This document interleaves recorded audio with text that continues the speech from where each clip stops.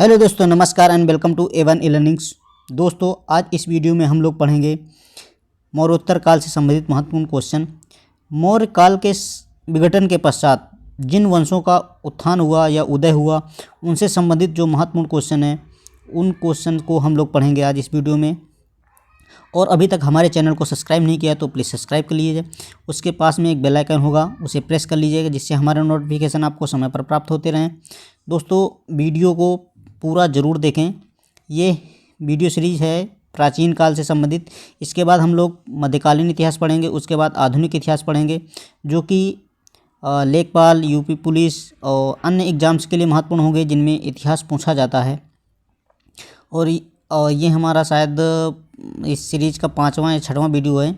और अगर अभी इसके पहले आपके वीडियो नहीं देखें तो प्लीज़ देखें। ये केवल रिवीजन पर्पज़ से बनाया जाता है, जिसमें आप मैक्सिमम क्वेश्चन का रिवीजन कर पाएँ और जो आप एग्ज़ाम में आपको डायरेक्टली इससे क्वेश्चन मिलेंगे और उनको कर पाने में आप सक्षम होंगे।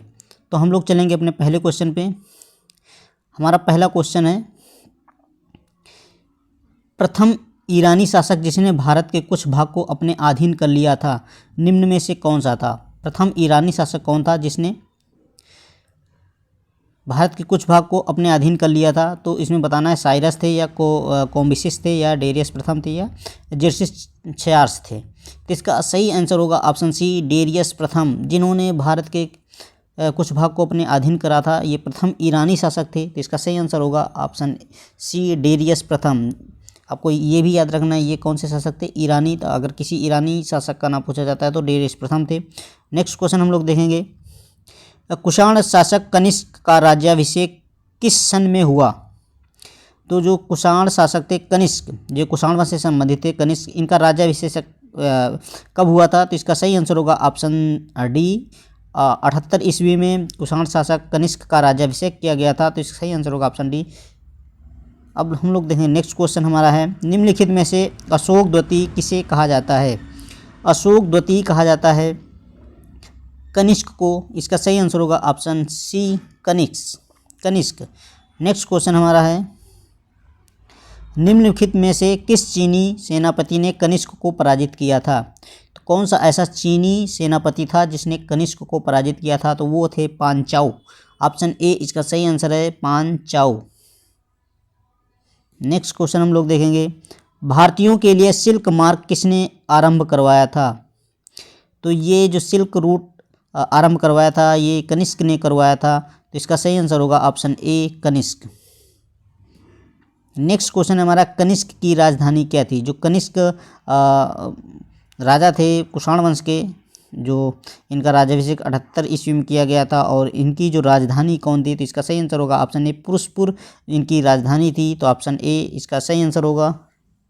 नेक्स्ट क्वेश्चन हम लोग देखेंगे, मिलिंद पहो क्या है? मिलिंद पहो एक क्या है? बौद्ध स्थल है या बुद्ध का नाम है या बौद्ध कला का बौद्ध नाम है या बौद्ध ग्रंथ है?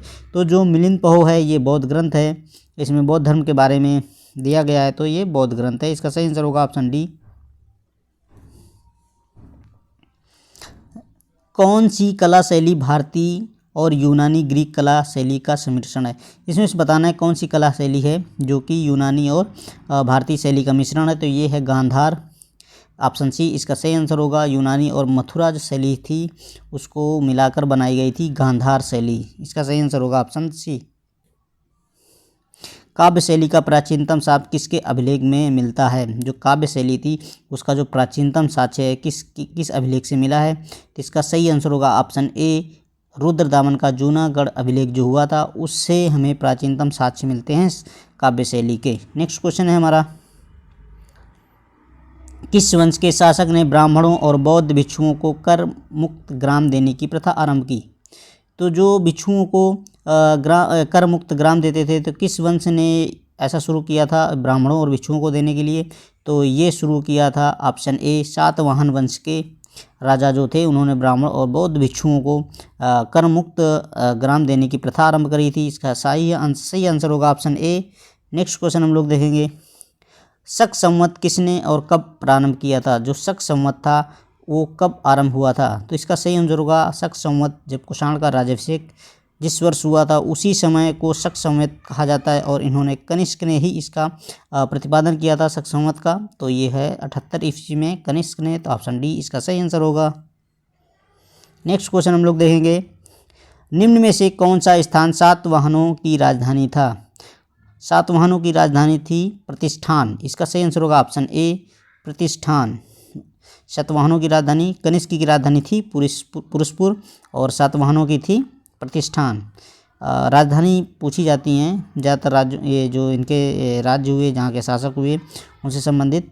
तो नेक्स्ट हमारा इसमें सूची 1 को सूची 2 से मिलाना है। एक तरफ शिलालेख पुस्तक दी हुई है और दूसरी तरफ संबंधित व्यक्ति हैं, ये किसने लिखी है। तो गांधार कला थी, ये किससे संबंधित थी? तो गांधार कला जो हमारी थी ये कुषाणों से संबंधित थी। तो जो हो जाएगा आपका ए का 3। और जूनागढ़ अभिलेख है उसको रुद्रदामन ने किया था, तो बी का 4 हो जाएगा। और सी मिलिंद पहो को किसने लिखा था? तो इसको लिखा था मिनांडर ने, तो हो जाएगा सी का 1।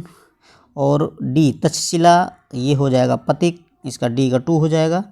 तो इसका सही आंसर होना चाहिए 3, 4, 1, 2, जिस ऑप्शन में होगा वही सही आंसर होगा। तो हम लोग देखेंगे 3, 4, 1, 2, तो इसका सही आंसर होगा ऑप्शन डी 3, 4, 1, 2। जो हमारा सही आंसर होगा 3, 4, 1, 2 ऑप्शन डी। नेक्स्ट क्वेश्चन हम लोग देखेंगे, निम्नलिखित में से चरक किसके राज चिकित्सक थे? जो चरक थे वो किसके राज दरबार में चिकित्सा का काम करते थे? तो ये थे कनिष्क। ऑप्शन डी इसका सही आंसर होगा। नेक्स्ट क्वेश्चन हम लोग देखेंगे, बिना बेगार के किसने सुदर्शन झील का जीर्णोद्धार कराया था? तो रुद्रदामन प्रथम ने करवाया था। ऑप्शन डी इसका होगा सही आंसर। तो जो सुदर्शन झील का जीर्णोद्धार करवाया था रुद्रदामन प्रथम ने करवाया था। नेक्स्ट क्वेश्चन है, किस कला को ग्रीक बौद्ध शैली के नाम से जाना जाता है? ग्रीक बौद्ध शैली के नाम से जाना जाता है। तो ये है हमारी ऑप्शन ए गांधार कला। नेक्स्ट क्वेश्चन हम लोग देखेंगे, साहित्यिक कृतियाँ दी हैं, सूची 1 को सूची 2 से मिलाना है, उनको लेखक बताना है। और इसका होगा ऑप्शन ए में दिया हुआ, ए नंबर में दिया है कविराज मार्ग लिखा था अमोघ वर्ष ने। तो हो जाएगा ए का 3। आदि पुराण लिखा था जिनसेन ने, तो फी का 4 हो जाएगा। गणित सार संग्रह लिखा था महावीराचार्य ने, तो सी का 1 हो जाएगा। और अमोघ वृत्ति लिखी थी सकटायन ने लिखी थी अमोघ वृत्ति, तो इसका हो जाएगा, इसका भी सही आंसर होगा 3, 4, 1, 2। जिस ऑप्शन में 3, 4, 1, 2 होगा वही सही आंसर होगा 3, 4, 1, 2। ऑप्शन सी इसका राइट आंसर होगा। नेक्स्ट क्वेश्चन हम लोग देखेंगे, निम्नलिखित में से किस शासक ने सिक्कों पर बुद्ध प्रतिमा व यूनानी लिपि में बोडो बुद्ध अंकन किया था? विमकटफिशिस, कनिष्क, नहपाण या बुद्धगुप्त ने? तो इसका सही आंसर होगा ऑप्शन बी कनिष्क ने अपने सिक्कों पर बुद्ध प्रतिमा और यूनानी लिपि में बोडो का अंकन या बुद्ध का अंकन किया था। तो सही आंसर होगा ऑप्शन बी इसका। नेक्स्ट क्वेश्चन हमारा, उत्तरी तथा उत्तरी पश्चिमी भारत में सर्वाधिक संख्या में तांबे के सिक्कों को जारी किया था। तो जो सबसे ज़्यादा तांबे के सिक्के किसने जारी किए थे उत्तरी या पश्चिमी भारत में? तो ये सिक्के जारी किए थे कुषाणों ने। तो इसका सही आंसर होगा ऑप्शन बी, कुषाणों ने सर्वाधिक तांबे के सिक्के जारी किए थे। नेक्स्ट क्वेश्चन है, कनिष्क के सारनाथ बौद्ध प्रतिमा अभिलेख की तिथि क्या है? जो सारनाथ बौद्ध अभिलेख है या बौद्ध प्रतिमा है तो उसकी तिथि क्या है? तो उसकी तिथि है 81 ईस्वी। ऑप्शन बी इसका राइट आंसर होगा। सारनाथ में है ये, सारनाथ स्तंभ वहीं पे है। नेक्स्ट क्वेश्चन हमारा, निम्नलिखित में से विद्या की सबसे पुरानी पीठ कौन सी है? तो इसका सही आंसर होगा ऑप्शन ए तक्षशिला जो है वो सबसे पुरानी पीठ है।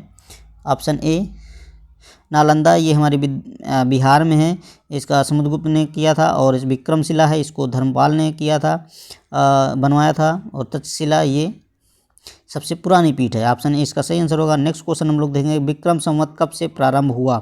विक्रम संवत जो शुरू हुआ था वो हुआ था आपका 57 ईस्वी से ईसा पूर्व से। इसका सही आंसर होगा ऑप्शन बी।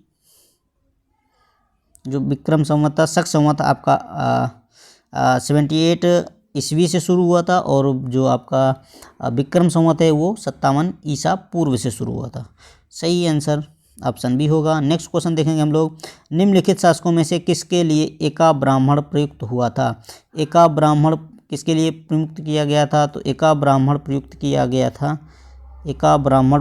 गया था गौतमी पुत्र सतकर्णी के लिए। तो इसका सही आंसर होगा ऑप्शन सी। नेक्स्ट क्वेश्चन हम लोग देखेंगे, निम्नलिखित में से किस शासक को सर्वप्रथम सोने के सिक्के जारी करने का श्रेय दिया जाता है? तो ये दिया जाता है विम कटफिशस को। इसका सही आंसर होगा ऑप्शन बी। विम कटफिशस ने सर्वप्रथम सोने के सिक्के जारी किए थे। नेक्स्ट क्वेश्चन है, सातवाहन वंश का महानतम शासक किसे माना जाता है? तो सातवाहन वंश का जो सबसे महानतम शासक था वो था गौतमी पुत्र सतकर्णी। इसका सही आंसर होगा ऑप्शन बी, गौतमी पुत्र सतकर्णी। नेक्स्ट क्वेश्चन है, निम्नलिखित में से कौन एक कनिष्क के दरबार से संबंध नहीं था? इनमें से कौन सा कनिष्क के दरबार में नहीं था? तो बताना है आपको, आप अश्वघोष या चरक या नागार्जुन या पतंजलि। तो इसका सही आंसर होगा ऑप्शन डी, जो पतंजलि थे ये कनिष्क के दरबार में नहीं थे। और चरक थे ये आपके उनके दरबार में चिकित्सक थे एक। अश्वघोष भी उन्हीं के दरबार में थे और नागार्जुन भी थे। पतंजलि इसका सही आंसर होगा, जो पतंजलि इनके दरबार से संबंधित नहीं है। नेक्स्ट क्वेश्चन हम देखेंगे, शुंग वंश के पश्चात किस वंश ने भारत पर राज किया? शुंग वंश के पश्चात किसने किया था? ये शुंग वंश जो मौर्य वंश के पश्चात जो पुष्यमित्र शुंग थे उन्होंने बृहद्रथ की हत्या करके शुंग वंश की स्थापना की थी। उसके बाद कौन सा वंश आया था? तो शुंग वंश के पश्चात आपका आया था कंड वंश था।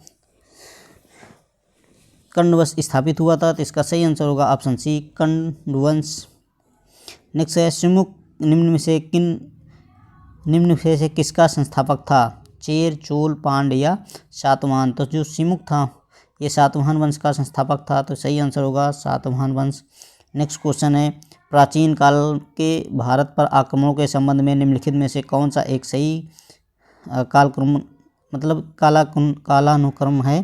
तो इनमें से बताना है कि जो भारत में आक्रमण हुए हैं तो इनमें पहले कौन हुआ, उसके बाद मतलब एक क्रमानुसार कौन कौन से आक्रमण, किन किन शासकों ने या किस किस वंश ने यहाँ पर आक्रमण किया, कहाँ कहाँ के लोगों ने। तो इसका सही आंसर आपका होगा ऑप्शन ए, पहले यूनानी फिर शक फिर कुषाण।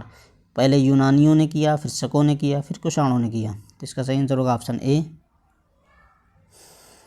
नेक्स्ट क्वेश्चन हम लोग देखेंगे, सातवाहनों की प्रारंभिक राजधानी अवस्थित थी। सातवाहनों की जो राजधानी थी वो अमरावती में स्थित थी। तो ऑप्शन ए इसका सही आंसर होगा, जो प्रारंभिक राजधानी थी अमरावती, जो कि आजकल आंध्र प्रदेश की राजधानी है। नेक्स्ट क्वेश्चन देखेंगे, निम्नलिखित में से किस वंश के शासकों को पुराणों में श्री पर्वती कहा गया है? तो जो श्री पर्वती कहा गया पुराणों में इनको, तो ये हैं इक्ष्वाकु वंश के शासक थे या राजा थे, उनको श्री पर्वती कहा गया है। तो इसका सही आंसर होगा ऑप्शन बी। ये था हमारा आज का वीडियो। आपको वीडियो कैसा लगा प्लीज़ कमेंट बॉक्स में ज़रूर बताएं और वीडियो को लास्ट तक ज़रूर देखें। अभी तक हमारे चैनल को सब्सक्राइब नहीं किया है तो प्लीज़ सब्सक्राइब कर दीजिए तथा इसको अपने दोस्तों में ज़रूर शेयर करें, ज़्यादा से ज़्यादा शेयर करें, जिससे हमें भी थोड़ा मोटिवेशन मिले इसमें। और प्लीज़ वीडियो को लाइक ज़रूर करें। Thank you. जय हिंद।